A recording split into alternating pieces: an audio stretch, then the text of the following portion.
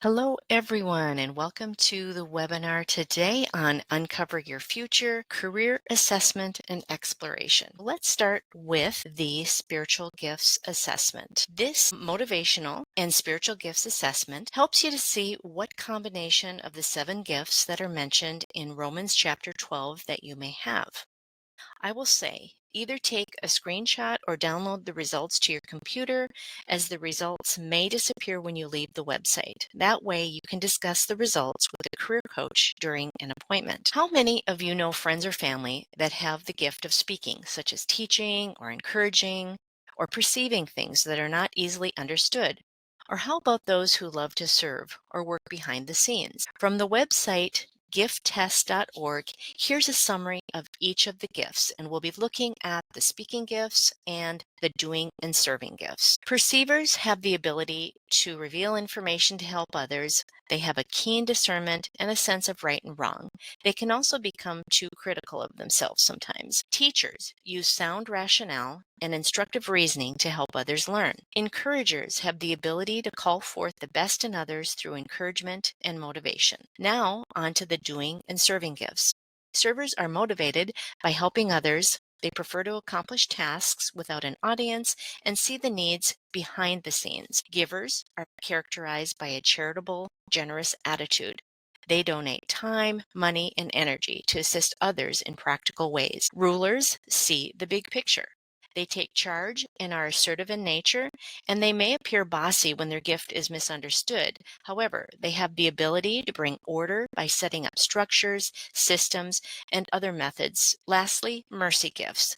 These people are motivated to relieve the suffering of others, show empathy, and bring comfort. As you can see, each gift operates in a different way. Here's some benefits for you in identifying gifts in others and what it will enable you to do. In identifying core values, you can discover what principles and beliefs drive an individual's actions and decisions in different aspects of life. You can access personal goals. You can understand what specific achievements or milestones individuals aim for in their ministry, career, and relationships.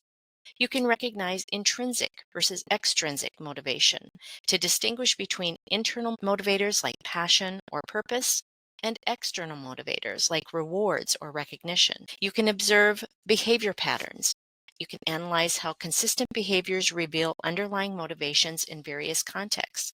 And you can engage in active listening, paying attention to what people say about their experiences and aspirations to gain insights into their motivations. You can understand the why behind someone's likes and dislikes. For example, you can explore past experiences and investigate how those experiences shape preferences and aversions. And you can consider personality types, examining how different personality traits influence what people like and dislike.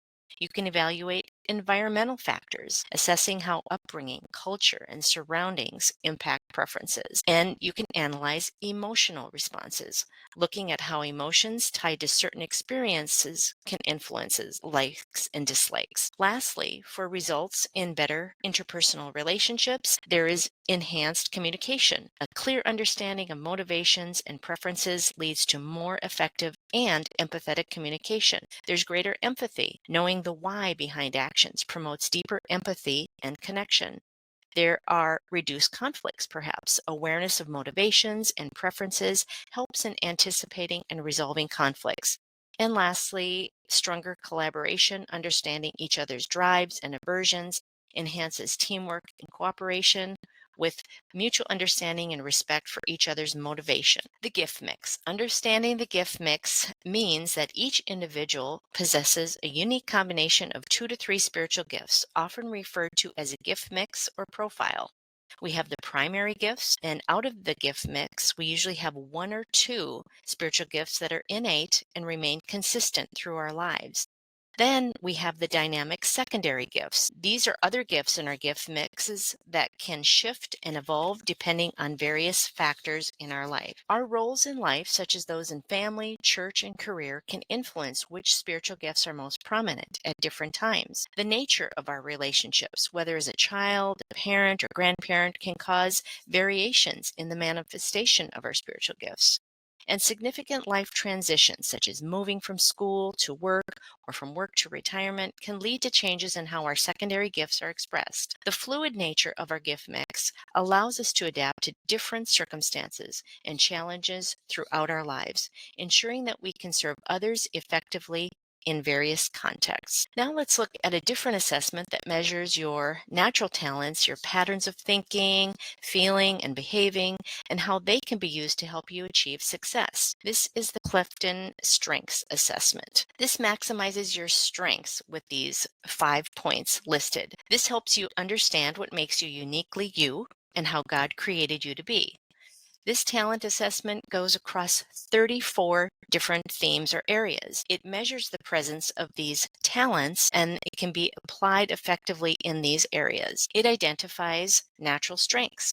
It articulates what has always felt natural, providing clarity and confidence. It helps form stronger teams to find the right candidates to complement existing teams. And then lastly, real life benefits. This can enhance interview skills, academic success, leadership development, and personal relationships. Did you know that the Strengths Assessment was created by Donald O. Clifton? His pioneering work shifted psychology's focus from identifying and fixing weaknesses to recognizing and developing individual strengths. Clifton believed that people excel by building on their innate talents rather than focusing on overcoming weaknesses. This concept underpins strengths-based development used in leadership, education, and career coaching. You can link to the Strengths Finder on our website. This tool is widely used by schools, businesses, and organizations worldwide. Okay, here's a practical exercise. We will do a quick and easy experiment where you write your name 5 times with your dominant hand and 5 times with your non-dominant hand.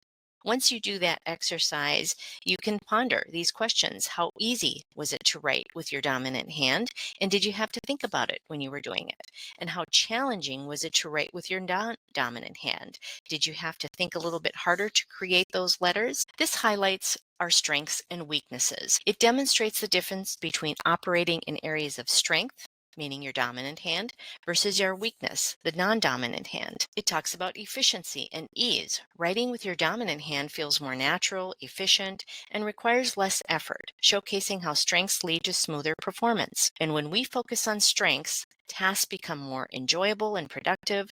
The opposite occurs when we operate in areas of weakness. And lastly, this practical experiment encourages self-awareness and team dynamics by helping individuals focus on what they naturally do best. Now we're going to talk about theme matching to build teams. Teams benefit from having representation across all 4 domains, creating complementary contributions rather than relying on one leader to do everything. While individuals need to be well-rounded, teams should aim for balance across all domains to maximize effectiveness. The 34 Strengths Finder themes are organized into 4 domains: strategic thinking, executing, influencing, and relationship building. These provide a framework for diverse contributions. Strategic thinking. When teams need to focus on what could be, this helps teams focus on fostering innovation, planning, and problem solving. And then you'll see the examples there: analytical, context, futuristic, ideation, and so forth. Executing. This is making things happen.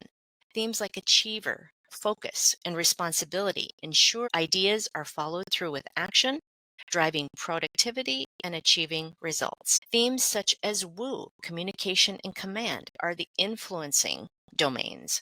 These help individuals and teams convince others, inspiring movement and engagement. Lastly, holding teams together is all about relationship building. These focus on creating connections and fostering trust, essential for team cohesion. The point is, balanced contribution leads to strong teams. Teams thrive when they have strengths represented across all 4 domains, ensuring vision, execution, influence, and relationships are aligned for success. And now I'm going to turn it over to my colleague, Cecilia Edick. Thank you so very much. Let's go on to the Focus 2.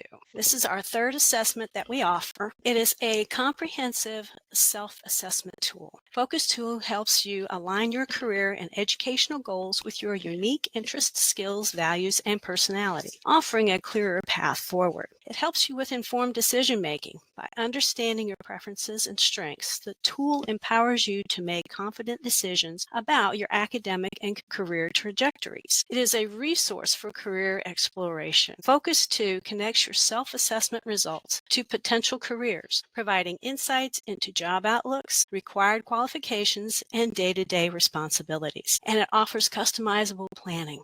This assessment allows you to set and revise your career and education plans as you grow and gain experience, making it a flexible resource throughout your academic journey and beyond. As you can see, the uses and benefits are quite broad. I'd like to tell you a couple of stories of some students that were helped greatly by using the Focus 2 assessment. The first one is of a student that she ended up changing her major. She was in accounting. She thought she had to do accounting because she was good at math. She ended up taking a government class and absolutely loved it. And in taking the Focus 2, government majors kept coming up, different careers kept coming up in government. So she ended up changing her major, and she absolutely did so well. And now she has a government job. Now, my second story is of a senior biophysical sciences major. He was going to quit. It was his senior year. He felt that he could not get a job with that degree. So I talked with him, explained to him about the Focus 2. He took the Focus 2 and he found a couple of careers that really interested him. One was a dental prosthetist, where he would make dentures for people. And the other one was a prosthetist, where he would make artificial limbs for people that had lost those. And he stayed in college and he graduated, and now he's working in a hospital. So I would say this Focus 2 is absolutely fantastic in helping you make your decisions. Now, it is also a decision-making model here. This is the key to career readiness. The NACE competencies outline the skills employers expect graduates to have, ensuring you are prepared to succeed in the workplace from day one. It is a bridge between education and employment. Understanding and developing these competencies can help you translate your academic experiences into marketable skills that resonate with employers. It helps to give you a competitive advantage. Mastering in-demand skills like communication, teamwork, critical thinking, and digital technology makes you a standout candidate in today's competitive job market, and it will give you lifelong value. These competencies are not just for landing your first job. They are foundational strengths that support career growth and adaptability in a rapidly changing professional landscape. So, self-assessment of career readiness is always good to do. Evaluating your involvement in career planning activities helps you understand where you stand and what steps to take to enhance your preparedness. It will help you with informed decision making. By actively engaging in career planning equips you with the knowledge and confidence to make choices that align with your goals and aspirations. And also, let's talk about strategic growth. Regularly measuring your progress in the career planning process ensures you remain focused and proactive in developing the skills and experiences needed for success. This helps to establish a foundation for success by identifying your academic strengths, will provide clarity in areas where you excel, helping you choose a field of study that aligns with your natural abilities. It helps you with increased confidence. By understanding your strengths, it will boost your confidence, enabling you to pursue academic and career goals with greater focus and determination. And it also helps you with a pathway to fulfillment. Leveraging your strengths to guide your academic and career choices ensures a more satisfying and rewarding professional journey. Psychologist John Holland created the career development model called the Holland Occupational Themes, commonly known as the Holland Codes. According to the Committee on Scientific Awards, Holland's research shows that personalities seek out and flourish in career environments that they fit in, and that jobs and career environments are classifiable by the personalities that flourish in them. Holland also wrote of his theory that the choice of a vocation is an expression of personality. Let's go into each of the personalities briefly. Realistic. People with realistic interests like work that includes practical, hands-on problems and answers. Often people with realistic interests do not like careers that involve paperwork or working closely with others. They like working with plants and animals, real-world materials like wood, tools, and machinery, and outside work. Investigative. People with investigative interests like work that has to do with ideas and thinking rather than physical activity or leading people. They like searching for facts and figuring out problems. Artistic. People with artistic interests like work that deals with the artistic side of things, such as acting, music, art, and design. They like creativity in their work and work that can be done without following a set of rules. Social. People with social interests like working with others to help them learn and grow. They like working with people more than working with objects, machines, or information. They like teaching, giving advice, and helping and being of service to people. Enterprising. People with enterprising interests like work that has to do with starting up and carrying out business projects. These people like taking action rather than thinking about things. They like persuading and leading people, making decisions, and taking risks for profits. Conventional. People with conventional interests like work that follows set procedures and routines. They prefer working with information and paying attention to details rather than working with ideas. They like working with clear rules and following a strong leader. Now let's take a look at the work interests in leisure. You see that both conventional has come up. They're both organizers, but they're in different ways. So let's look at the conventional. Strength and organization. People with a conventional personality excel in structured, systematic work environments where they can manage records, organize materials, and ensure tasks are executed efficiently. And they have attention to detail. Their focus on accuracy and administrative details make them highly effective in roles involving data management, numerical work, and computer-based tasks. Now, for the correct, we have reliability and precision. Individuals with the correct personality excel in following established procedures and routines, ensuring that tasks are completed accurately and with great attention to detail. And valued workplace traits. Their practical, efficient, and conscientious nature makes them dependable team members, especially in roles requiring persistence and strong clerical or numerical abilities. Now, this is based on the Myers-Briggs Personality Assessment.